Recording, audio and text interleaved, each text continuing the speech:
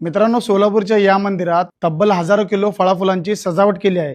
याचं विशेष कारण म्हणजे शाकंभरी पौर्णिमा। याबद्दल पूर्ण डिटेलमध्ये सांगतो, त्यासाठी हा व्हिडिओ शेवटपर्यंत नक्की बघा। तर झालं असं की काल मी हिंगोलांबिका मंदिराला दर्शनासाठी गेलो होतो आणि बघतो तर काय, मंदिर पूर्णपणे फळाफुलांनी सजलं होतं। मनात विचार आला की आज नेमकं आहे तरी काय, पण तिथल्या पुजाऱ्यांनी सांगितलं की शाकंभरी पौर्णिमेनिमित्त ही सजावट केली आहे। शाकंभरी नवरात्रोत्सव हे पौष महिन्याच्या दुर्गाष्टमीपासून ते पौर्णिमेपर्यंत असते आणि पौर्णिमेला त्याची सांगता होते। त्या दिवशी शाक भाजी आणि फळाफुलांची आरास केली जाते।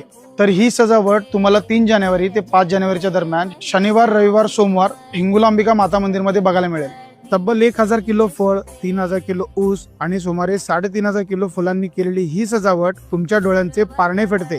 तर शाकंभरी पौर्णिमेला फळाफुलांची आरासच का केली जाते, तर त्यामागचे कारण म्हणजे आराधी काळी फार काळ दुष्काळ पडला होता।